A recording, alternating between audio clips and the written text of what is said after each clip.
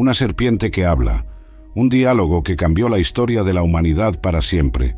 Pero hay un secreto que muy pocas personas conocen, escondido en las palabras originales del texto bíblico. Lo que sucedió en el jardín del Edén fue mucho más extraordinario de lo que imaginas. Cuando miramos el texto en hebreo, encontramos una verdad que te hará entender por qué Eva no se asustó con ese encuentro. La revelación es tan sorprendente que transformará completamente tu comprensión de esta historia. Prepárate, porque lo que vas a descubrir ahora cambia todo lo que pensabas saber. La serpiente en el jardín. Comencemos nuestro viaje volviendo al momento exacto en que todo cambió en el jardín del Edén. La Biblia nos presenta una escena que, a primera vista, parece extraña. Una serpiente comienza a conversar con Eva. Pero lo más curioso es que no existe ningún signo de miedo o sorpresa por parte de ella.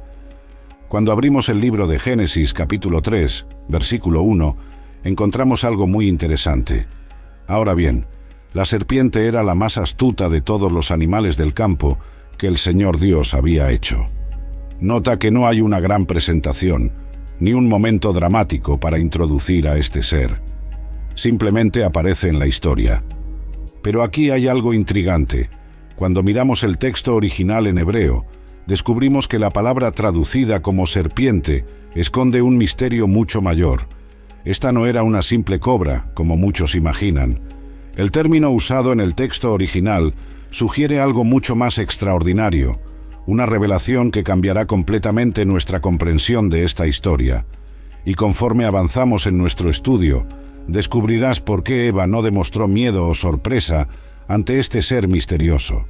Cuando leemos el texto en nuestra lengua, perdemos muchas de las matices y significados que existen en el hebreo original. Es como si estuviéramos viendo solo la punta de un iceberg, mientras toda la estructura más importante está escondida bajo la superficie. Otro punto que debemos observar es cómo este ser es descrito, la más astuta. Esta no es una característica común atribuida a un simple animal. La palabra hebrea usada aquí sugiere una inteligencia superior, una capacidad de pensar y razonar que va mucho más allá del instinto animal. Eva estaba en el jardín, probablemente realizando sus actividades diarias, cuando este encuentro ocurrió. Tenía total libertad para caminar por todo el jardín, excepto por una única restricción: no comer del fruto del árbol del conocimiento del bien y del mal. Esta era la única regla que Dios había establecido. El texto nos muestra que el diálogo comenzó de forma muy natural. No hubo un momento de susto o extrañeza. Es como si Eva estuviera completamente a gusto con esa presencia. Este es otro indicio de que había algo diferente en este ser. Vamos a examinar más de cerca lo que el texto nos dice sobre cómo todo ocurrió. El encuentro en el jardín del Edén nos revela una estrategia magistral de engaño. La serpiente demostró un conocimiento profundo de la psicología humana, incluso antes de que el ser humano conociera el mal. Su enfoque siguió 3 etapas calculadas. Primero, estableció una conexión a través de su apariencia majestuosa. Segundo, inició un diálogo aparentemente inocente sobre las palabras de Dios. Por último, plantó la semilla de la duda sobre el carácter divino. La genialidad de este engaño estaba en su sutileza. No hubo un ataque frontal a la verdad, sino una distorsión gradual que hizo que Eva cuestionara no solo el mandamiento, sino la propia bondad de Dios. La serpiente sabía que un ataque directo sería fácilmente reconocido. En cambio, tejió una red de medias verdades que parecían lógicas y atractivas. La forma en que este ser se comunicaba demostraba una inteligencia y una estrategia que iban mucho más allá de la capacidad de cualquier animal común. Sus palabras eran precisas, su argumentación era sofisticada, y su objetivo era claro: hacer que Eva cuestionara la palabra de Dios. Cuando miramos el panorama completo, comenzamos a percibir algo extraordinario.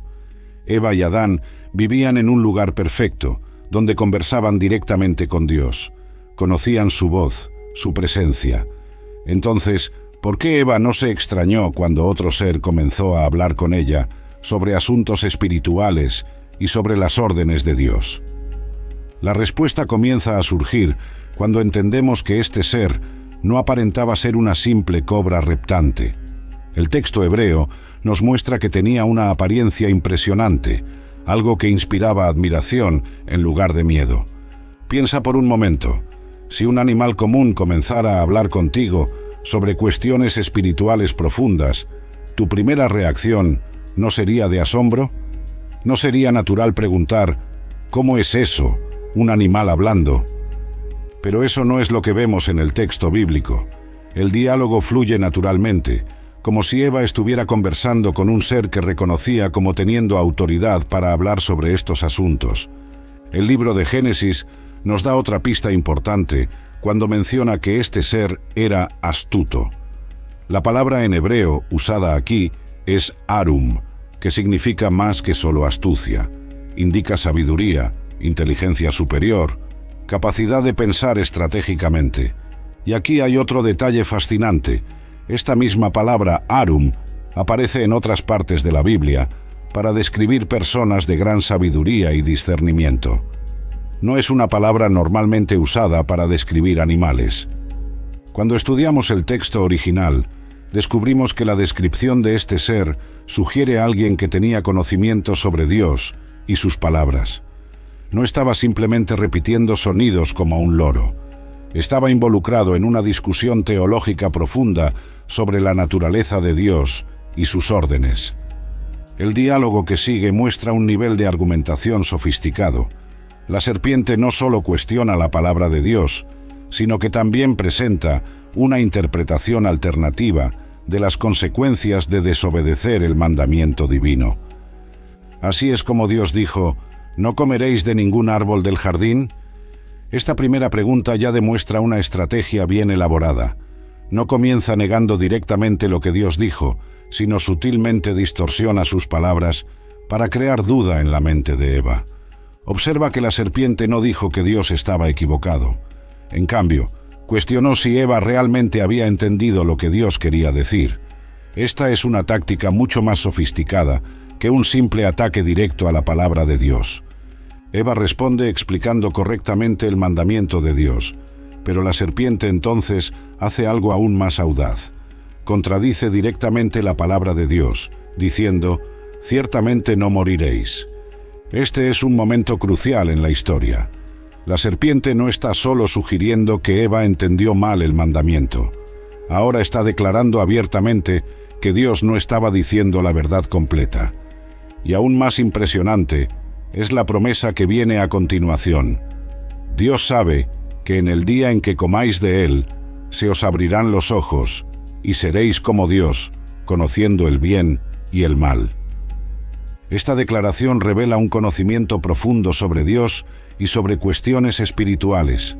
¿Cómo podría un simple animal hacer afirmaciones tan complejas sobre la naturaleza de Dios y sobre conocimiento espiritual? El enfoque sutil.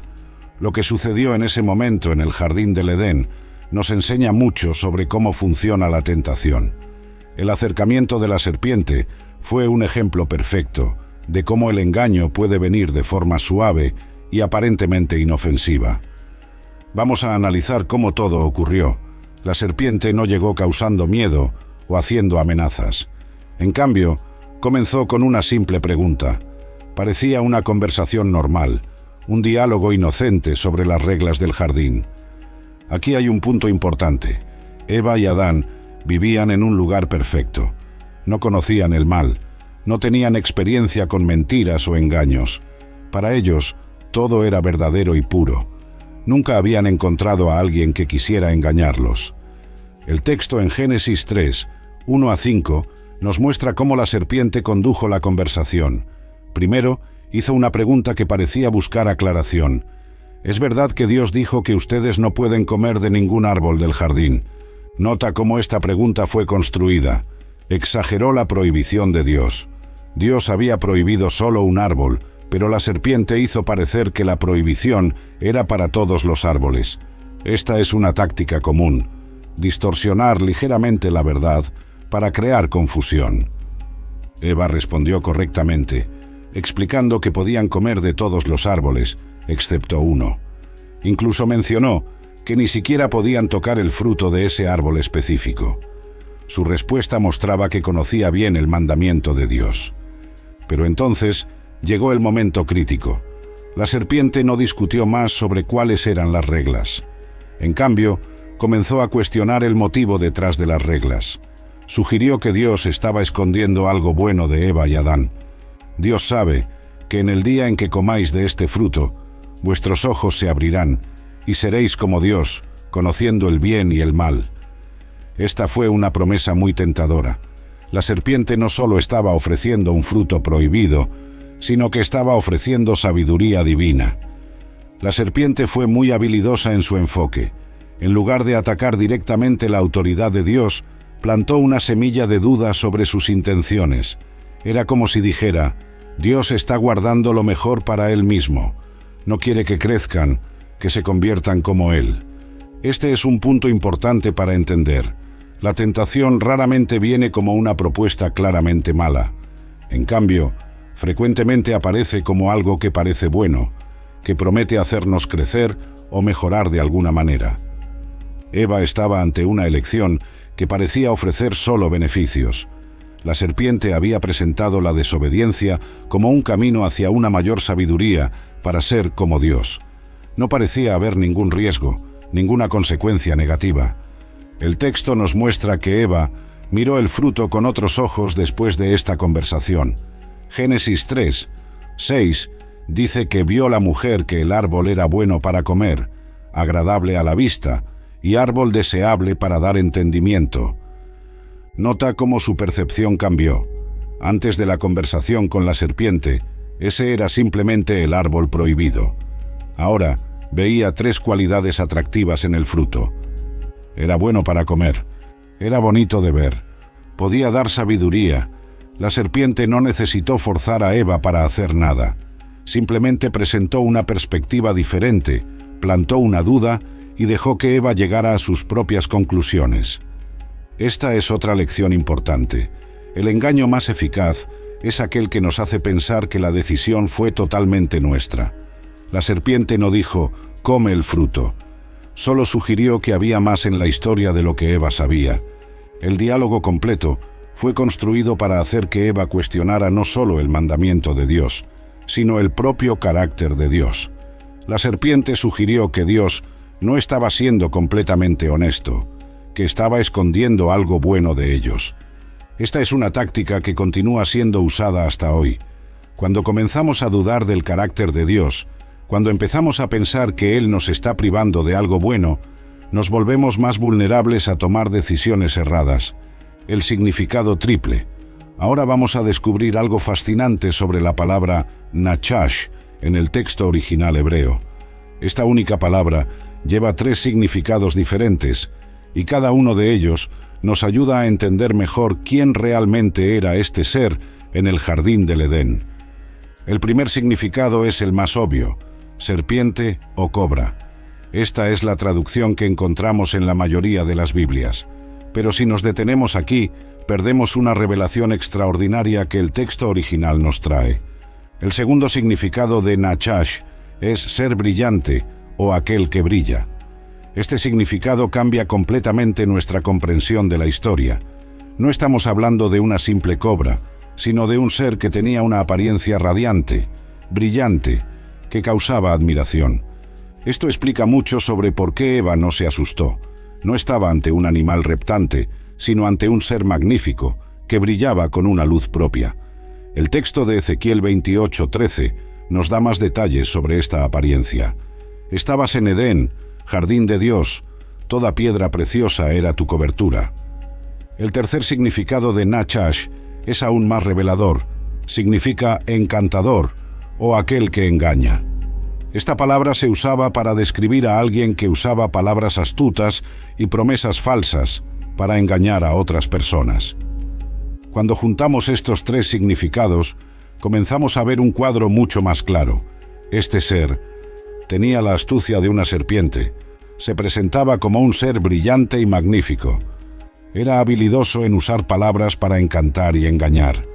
El profeta Pablo nos ayuda a entender mejor esta apariencia en 2 Corintios 11:14, cuando dice: el mismo Satanás se disfraza de ángel de luz. Esto no es una coincidencia. El ser que apareció en el jardín no se presentó como algo aterrador, sino como algo bello y luminoso. Este ser no llegó mostrando su verdadera naturaleza maligna. En cambio, se presentó de una manera que inspiraba confianza. Cuando miramos el texto hebreo, entendemos que apareció como un ser de luz, alguien que parecía tener autoridad espiritual. Pensemos por un momento, si vivieras en un lugar perfecto, donde solo existía el bien, y encontrases un ser brillante que hablara sobre cuestiones espirituales, ¿no te inclinarías naturalmente a confiar en él? El texto de Ezequiel nos da un atisbo de la verdadera naturaleza de este ser. Su apariencia brillante no era coincidencia. Reflejaba una gloria anterior, un tiempo en que ocupaba una posición especial en el reino celestial. Esta revelación nos ayuda a entender por qué su presencia en el jardín fue tan impactante y por qué Eva no lo cuestionó cuando comenzó a hablar sobre asuntos divinos. El texto hebreo usa la palabra mimshach, que significa ungido. Este ser tenía una unción especial, una posición de autoridad dada por el propio Dios. No era cualquiera, era alguien que ocupaba un lugar de gran honor. Cuando entendemos esto, comenzamos a percibir por qué Eva no cuestionó su autoridad para hablar sobre asuntos espirituales. Se presentó como alguien que conocía los secretos de Dios, que tenía acceso al conocimiento divino. El tercer significado de Nachash, encantador o engañador, nos muestra cómo usó su posición y apariencia para sus propósitos malignos. No atacó directamente, sino que usó palabras cuidadosamente elegidas para plantar dudas. Esto nos enseña una lección importante. El engaño más peligroso generalmente viene disfrazado de luz y sabiduría. Pablo advirtió sobre esto en 2 Corintios 11:3. Pero temo que, así como la serpiente engañó a Eva con su astucia, así también se corrompan vuestras mentes. Cuando estudiamos más profundamente el significado de ser brillante, descubrimos que no era una luz cualquiera. El texto hebreo sugiere un brillo sobrenatural, similar al que la Biblia describe cuando habla de los ángeles. En Ezequiel 1:13-14, cuando el profeta describe a los seres celestiales, usa palabras similares. Su apariencia era como brasas de fuego ardientes, como antorchas, y los seres vivientes corrían y volvían a semejanza de relámpagos. Esta descripción nos ayuda a entender mejor cómo apareció este ser en el jardín. No era una cobra reptante con una luz débil, sino un ser majestuoso que irradiaba luz celestial. Su brillo probablemente recordaba a Eva la propia gloria de Dios. La palabra hebrea para brillante también está ligada a la idea de conocimiento y revelación. En varias partes del Antiguo Testamento, la luz está asociada con la sabiduría divina. Por eso, cuando este ser brillante ofreció conocimiento a Eva, la oferta pareció aún más tentadora. Pero aquí está el detalle más interesante. El texto nos muestra que este brillo era solo apariencia. Jesús más tarde diría en Juan 8:44, Él fue homicida desde el principio y nunca se sostuvo en la verdad, porque en Él no hay verdad. Cuando Él profiere mentira, habla de lo que le es propio, porque es mentiroso y padre de la mentira.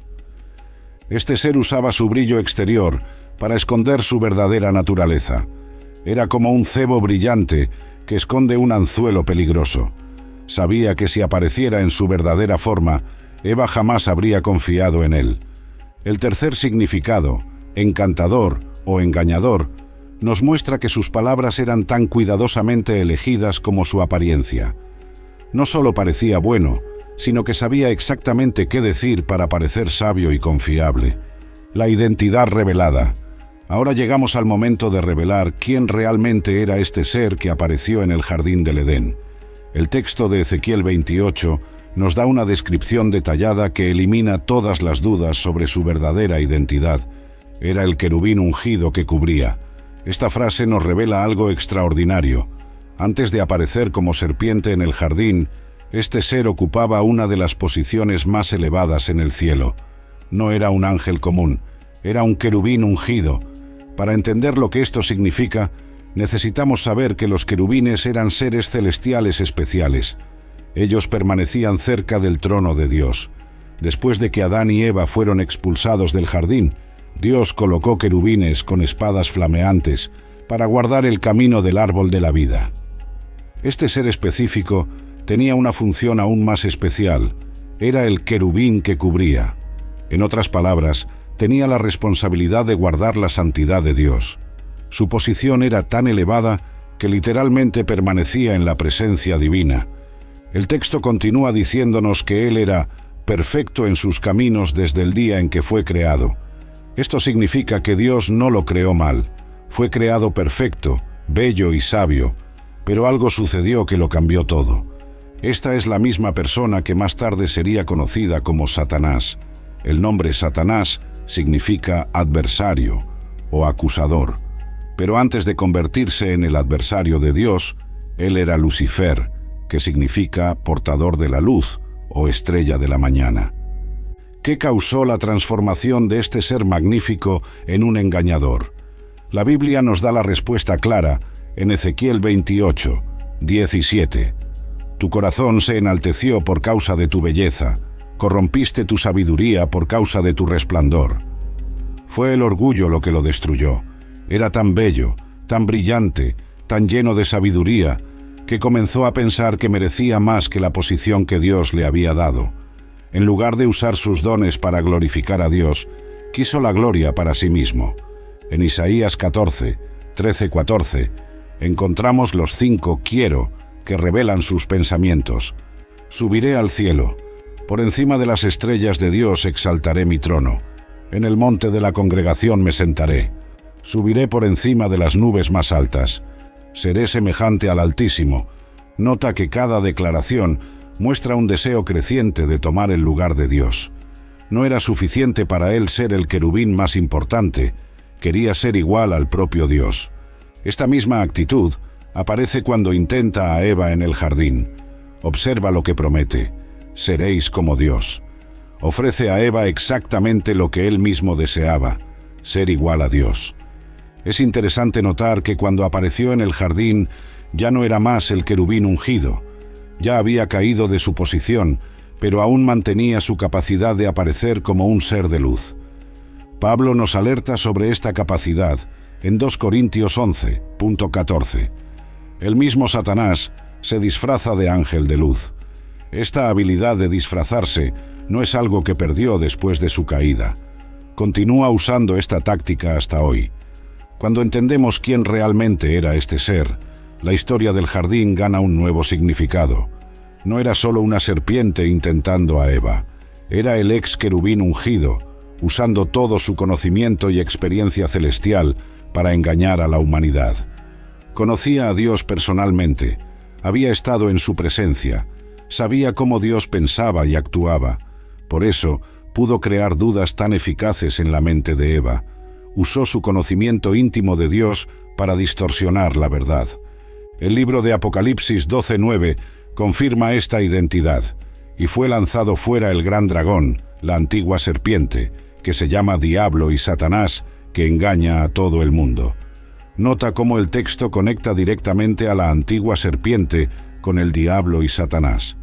Es una confirmación clara de que aquel ser en el jardín era el mismo que había sido el querubín ungido en el cielo. Esta caída no solo lo afectó a él. Apocalipsis 12:4 nos dice que su cola arrastró la tercera parte de las estrellas del cielo y las lanzó sobre la tierra. Muchos estudiosos interpretan esto como que un tercio de los ángeles siguió a Lucifer en su rebelión. Imagina el impacto de esta rebelión en el cielo. Uno de los seres más cercanos a Dios, alguien que había sido creado perfecto y había recibido tanto, eligió rebelarse y aún llevó a otros consigo. Cuando llegó al jardín del Edén, ya tenía un plan bien definido. Su objetivo no era solo hacer que Eva y Adán desobedecieran una regla. Quería corromper toda la creación de Dios. En la posición de querubín ungido, había presenciado la creación del hombre. Había visto a Dios crear a Adán y Eva a su propia imagen. Sabía que ellos eran especiales para Dios de una manera que ni siquiera los ángeles lo eran. Esto probablemente aumentó su envidia y su deseo de destruir. Si no podía ser como Dios, tampoco permitiría que los humanos mantuvieran su relación especial con el Creador. El texto en Génesis nos muestra cómo usó todo su conocimiento y experiencia para este propósito. Eligió el momento correcto, cuando Eva estaba sola. Usó su apariencia majestuosa para ganar confianza.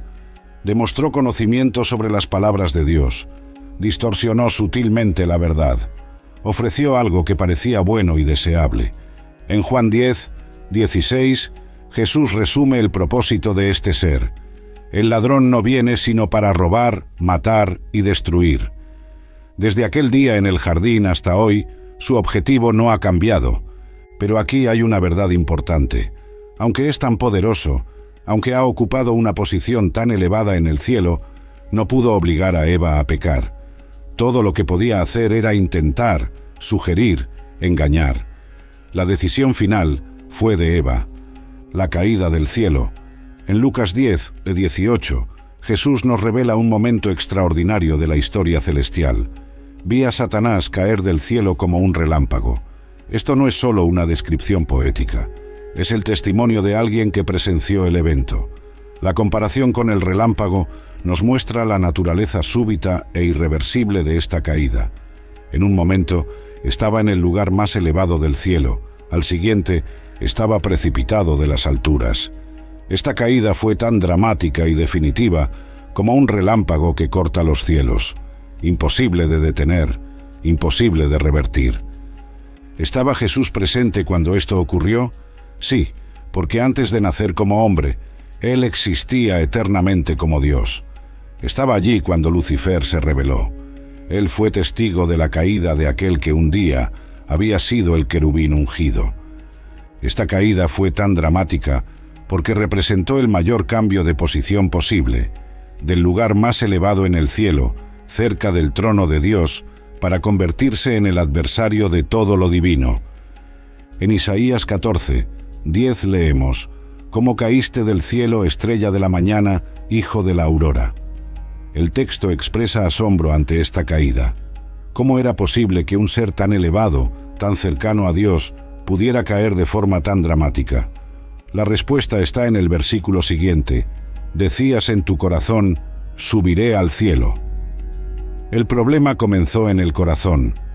El orgullo lo hizo pensar que podía ser mayor de lo que realmente era. La caída de Satanás fue un evento que cambió para siempre la historia espiritual del universo. Cuando Jesús dice que lo vio caer como un relámpago, nos está dando una imagen vívida de este momento. Un relámpago ilumina todo el cielo por un instante, llamando la atención de todos los que lo ven. De la misma manera, la caída de Lucifer fue un evento que sacudió todo el reino celestial. Es importante entender que esta caída no fue un accidente ni algo que sorprendió a Dios. Dios, en su omnisciencia, sabía que esto sucedería. Aún así, le había dado a Lucifer libre albedrío, así como dio a todos los seres que creó. La elección de rebelarse fue totalmente suya. La comparación con el relámpago también nos muestra la naturaleza definitiva de esta caída. Así como un relámpago no puede volver al cielo después de caer, no había vuelta para Lucifer después de su rebelión. Su decisión tuvo consecuencias permanentes e irreversibles. Cuando miramos el texto original en hebreo, vemos que la palabra usada para caer lleva la idea de una caída violenta y completa. No fue una descida suave o gradual.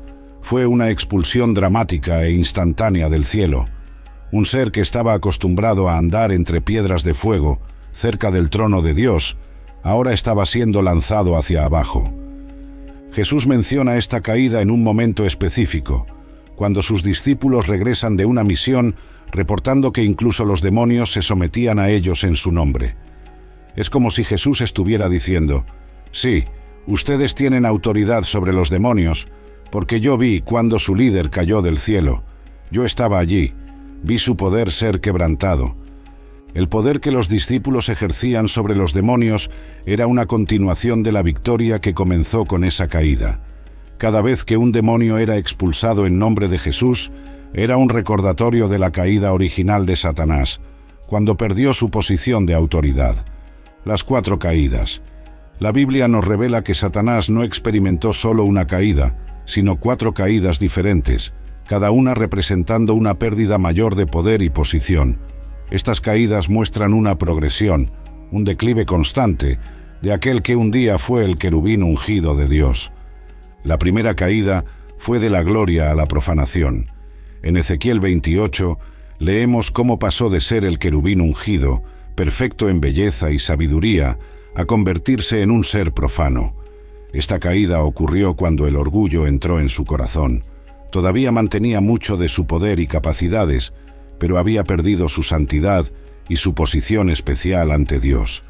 Esta primera caída fue un momento decisivo.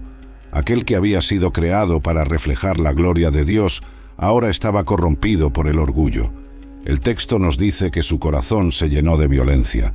La belleza y la sabiduría que Dios le había dado se convirtieron en motivo de soberbia. La segunda caída fue del acceso al cielo a la limitación a la tierra. Incluso después de su primera caída, Satanás aún tenía algún acceso al cielo.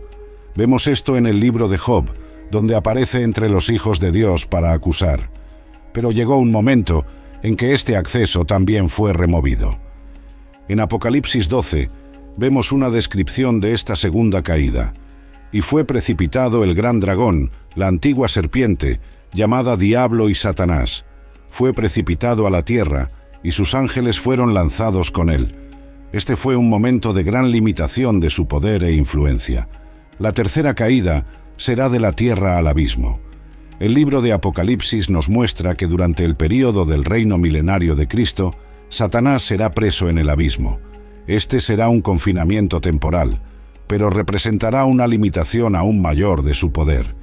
En Apocalipsis 20, 1-3, leemos cómo un ángel desciende del cielo con una gran cadena y aprisiona a Satanás por 1000 años. Es interesante notar que un simple ángel tiene autoridad para aprisionar a aquel que una vez fue el querubín ungido. ¡Qué contraste con su antigua gloria! Aquel que quiso elevarse por encima de las estrellas de Dios, ahora es dominado por un mensajero celestial. Durante este tiempo, su capacidad de engañar a las naciones será completamente removida. La cuarta y última caída será del abismo al lago de fuego. Esta será su derrota final y definitiva. Apocalipsis 20:10 nos dice que el diablo que los engañaba fue lanzado al lago de fuego y azufre, donde están la bestia y el falso profeta, y serán atormentados día y noche por toda la eternidad. Esta progresión de caídas nos muestra algo importante. El juicio de Dios sobre el mal es gradual pero inexorable. Cada caída representa una pérdida mayor de poder e influencia, hasta la derrota final y completa. Cuando Satanás apareció en el jardín del Edén, ya había experimentado la primera caída. Ya no era más el querubín ungido, pero aún mantenía mucho de su poder y capacidades. Podía aparecer como un ser de luz, podía usar su inteligencia y astucia para engañar. El acceso al cielo. Algo intrigante sobre Satanás es que incluso después de su primera caída, aún mantenía cierto acceso al cielo. Vemos esto claramente en el libro de Job, donde aparece delante de Dios junto con los otros ángeles. Este detalle nos revela mucho sobre cómo funcionaba su actuación después de su caída inicial. En el primer capítulo de Job, encontramos una escena sorprendente. El texto dice que, un día en que los hijos de Dios vinieron a presentarse ante el Señor, también vino Satanás entre ellos. Este pasaje nos muestra que había momentos específicos en que podía comparecer delante del trono de Dios. Pero nota que ya no venía como el querubín ungido que cubría. Ahora venía como acusador. Cuando Dios le pregunta de dónde viene, él responde que estaba caminando por la tierra y paseando por ella. Se había convertido en un observador, buscando fallas y pecados para usar como acusación contra el pueblo de Dios. Es importante entender que este acceso no significaba que había recuperado su posición anterior. Era un acceso limitado, permitido por Dios para sus propios propósitos. En Job, vemos que Satanás solo podía hacer aquello que Dios expresamente permitía. Cuando pide permiso para afligir a Job, necesita establecer límites claros. Primero, solo puede tocar los bienes de Job. Luego, puede tocar su cuerpo, pero no puede quitarle la vida. Esto nos muestra que, incluso teniendo acceso al cielo, su poder estaba bajo el control directo de Dios. En Zacarías 3, encontramos otra escena reveladora de este acceso al cielo. El profeta ve al sumo sacerdote Josué de pie delante del ángel del Señor, y Satanás está a su derecha para acusarlo. Esta escena nos muestra su papel como adversario y acusador del pueblo de Dios. El nombre Satanás en hebreo significa literalmente adversario o acusador. Es como si este fuera su nuevo trabajo después de la caída: encontrar fallas en el pueblo de Dios y presentarlas delante del trono celestial. Apocalipsis 12:10 lo llama acusador de nuestros hermanos, el cual delante de nuestro Dios los acusaba día y noche. Pero ¿por qué Dios permitía este acceso? ¿Por qué dejar que el enemigo viniera a su presencia para acusar a sus hijos? La historia de Job nos da algunas pistas. A través de las pruebas que Satanás trajo, la fe de Job fue probada y fortalecida. Lo que el enemigo planeó para la destrucción, Dios lo usó para la edificación. Este acceso al cielo también nos muestra algo importante sobre la naturaleza del conflicto espiritual. Incluso después de su rebelión, Satanás aún tenía que rendir cuentas a Dios. No era un poder independiente y no podía hacer lo que quisiera. Cada acción suya necesitaba ser permitida por Dios. Cuando observamos su comportamiento en estas apariciones celestiales, vemos que mantenía su naturaleza engañadora. Incluso delante del trono de Dios, intentaba distorsionar la verdad. En el caso de Job, sugirió que la fidelidad del siervo de Dios era solo por interés. Extiende tu mano y toca en todo lo que tiene, y verás si no blasfema contra ti en tu rostro. La victoria en Cristo. Aunque la historia de la serpiente en el Edén parece una derrota para la humanidad, Dios ya tenía un plan de victoria preparado. Justo después de la caída, aún en el jardín del Edén, Él hace una promesa que lo cambiaría todo. En Génesis 3:15, Dios dice a la serpiente: «Pondré enemistad entre ti y la mujer, entre tu descendencia y la descendencia de ella. Ella te herirá en la cabeza, y tú la herirás en el talón». Esta promesa, conocida como protoevangelio, el primer anuncio del Evangelio, ya apuntaba a la venida de Jesús. La descendencia de la mujer que aplastaría la cabeza de la serpiente sería Cristo. Esta es la primera promesa de victoria sobre el enemigo que engañó a Eva. Cuando Jesús vino a la tierra, enfrentó a Satanás directamente. Justo al inicio de su ministerio, en el desierto, Jesús fue tentado por el mismo ser que había engañado a Eva. Pero diferente de lo que sucedió en el jardín, esta vez el resultado fue otro. Jesús resistió cada tentación usando la palabra de Dios. Es interesante notar cómo Satanás usó tácticas similares con Jesús. Así como había cuestionado la palabra de Dios en el jardín, así es como Dios dijo: intenta hacer que Jesús dude de su identidad, si tú eres el Hijo de Dios. Pero esta vez su estrategia no funcionó. En la cruz, lo que parecía ser la mayor derrota se transformó en la mayor victoria. Colosenses 2:15 nos dice que Jesús despojó a los principados y potestades, los expuso públicamente al desprecio, triunfando sobre ellos en la cruz. La victoria de Jesús sobre Satanás fue completa y definitiva. 1 Juan 3:8 nos dice que para esto se manifestó el Hijo de Dios, para deshacer las obras del diablo. Todo lo que se perdió en el jardín del Edén fue recuperado a través de la obra de Cristo. En Lucas 10:19, Jesús da a sus seguidores una autoridad extraordinaria. He aquí, os he dado autoridad para pisar serpientes y escorpiones, y sobre todo el poder del enemigo, y nada os hará daño alguno. Nota que esta autoridad no es algo que necesitamos conquistar, es algo que Jesús ya nos dio. Esta victoria se manifiesta en diferentes áreas. Primero, tenemos victoria sobre el pecado. Aquello que nos separaba de Dios fue resuelto en la cruz. Romanos 6:14 afirma: «El pecado no tendrá dominio sobre vosotros». La estrategia que Satanás usó en el jardín para separarnos de Dios fue derrotada a través del sacrificio de Jesús. Segundo, tenemos victoria sobre el miedo. En Hebreos 2:14-15 leemos que Jesús participó de la naturaleza humana para que por su muerte destruyera al que tiene el poder de la muerte, es decir, al diablo, y librara a todos aquellos que por el miedo a la muerte estaban sujetos a la esclavitud durante toda la vida. Tercero, tenemos victoria sobre las acusaciones. Recuerda que Satanás es llamado acusador de los hermanos, pero Romanos 8:33-34 pregunta: ¿quién acusará a los escogidos de Dios? Es Dios quien los justifica. ¿Quién los condenará? El libro de la vida.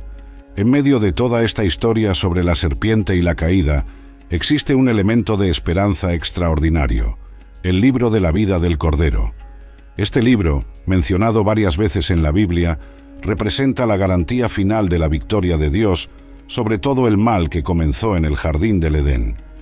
Cuando Jesús habló con sus discípulos en Lucas 10:20, Él dijo algo muy significativo: «No os alegréis porque los espíritus se someten a vosotros. Alegreos antes porque vuestros nombres están escritos en los cielos». Esta declaración nos muestra que existe un registro celestial de los que pertenecen a Dios. El libro de la vida no es un libro común. Apocalipsis 20:2 nos dice que es el libro del Cordero, perteneciente a Jesucristo. Este libro contiene los nombres de todos aquellos que fueron redimidos por la sangre de Jesús, aquellos que aceptaron la salvación que Él conquistó en la cruz. En Apocalipsis 20:12 vemos la importancia de este libro. Vi también a los muertos, grandes y pequeños, de pie delante del trono, y se abrieron libros. Se abrió otro libro, el libro de la vida. Los muertos fueron juzgados de acuerdo con lo que habían hecho, según lo que estaba escrito en los libros. Es interesante notar que mientras Satanás, la antigua serpiente, intentó separarnos de Dios en el jardín, nuestros nombres escritos en el libro de la vida garantizan que nunca más seremos separados del amor de Dios. Es la prueba permanente de nuestra conexión con Él. El concepto del libro de la vida aparece desde el Antiguo Testamento. En Éxodo 32:33 vemos a Moisés hablando con Dios sobre este libro. Después de que el pueblo pecó con el becerro de oro, Moisés intercede diciendo: «Ahora pues, perdona su pecado. Si no, táchame a mí del tuyo, te ruego, del libro que tienes escrito». Dios responde: «El que peque contra mí, a éste tacharé de mi libro». Este pasaje nos revela algo importante. El libro de la vida no es solo una lista estática. Existe una relación directa entre estar en el libro y mantener una relación con Dios. En el jardín del Edén, cuando Adán y Eva pecaron, pusieron en riesgo su posición en este libro, pero Dios, en su misericordia, providenció un camino de regreso a través de Jesús. En Filipenses 4:3, Pablo menciona a algunos de sus colaboradores cuyos nombres están en el libro de la vida. Esto no es solo una expresión poética, es una realidad espiritual. Cada persona que acepta a Jesús como Salvador tiene su nombre registrado en este libro celestial. Apocalipsis 3:5 trae una promesa maravillosa. El vencedor será así vestido de vestiduras blancas, y en modo alguno borraré su nombre del libro de la vida. Antes bien, confesaré su nombre delante de mi Padre y delante de sus ángeles. Esta es la garantía que Jesús da a los que permanecen fieles. El libro de la vida representa la respuesta final de Dios al engaño de la serpiente en el jardín.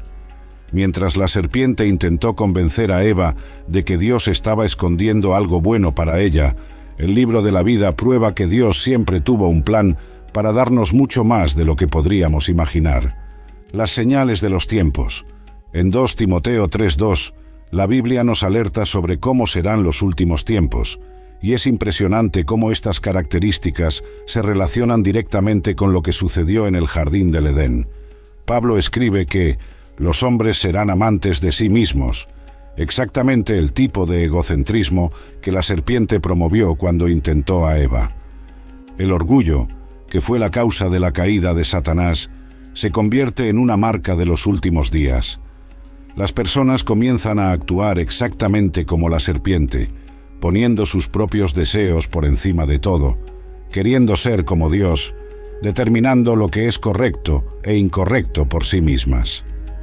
Cuando la serpiente dijo a Eva, «Seréis como Dios», plantó una semilla de orgullo que sigue creciendo hasta hoy. Las personas quieren ser su propio Dios, hacer sus propias reglas, decidir su propia verdad. Es el mismo espíritu de rebelión que comenzó en el cielo con Lucifer y continuó en el jardín con Eva. En nuestra época, vemos estas características intensificarse.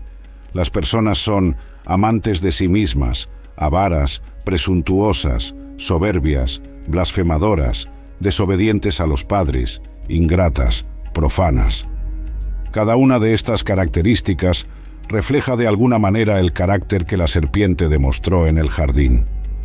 La desobediencia a los padres, por ejemplo, refleja la misma actitud de rebelión contra la autoridad que vimos en la serpiente. La ingratitud refleja la actitud de Eva, que aunque tenía todo en el jardín, fue convencida de que necesitaba más. La blasfemia, mencionada en este pasaje, es un reflejo directo de la táctica de la serpiente de cuestionar la palabra de Dios. Hoy vemos a personas haciendo exactamente lo mismo, cuestionando no solo la existencia de Dios, sino su bondad y sus instrucciones para nuestras vidas. Las personas de los últimos tiempos son descritas como sin amor a la verdad. Esta característica también comenzó en el jardín, cuando la serpiente presentó su mentira como verdad, y Eva eligió creer en la mentira en lugar de la palabra de Dios. Pero en medio de todas estas señales preocupantes, existe esperanza. Así como Dios no dejó a Adán y Eva sin esperanza en el jardín, Él no nos deja sin esperanza hoy. En 2 Timoteo 3:5, Pablo menciona que estas personas tendrán apariencia de piedad, pero negarán su poder. Esto nos alerta para no ser engañados por las apariencias, así como Eva fue engañada por la apariencia majestuosa de la serpiente.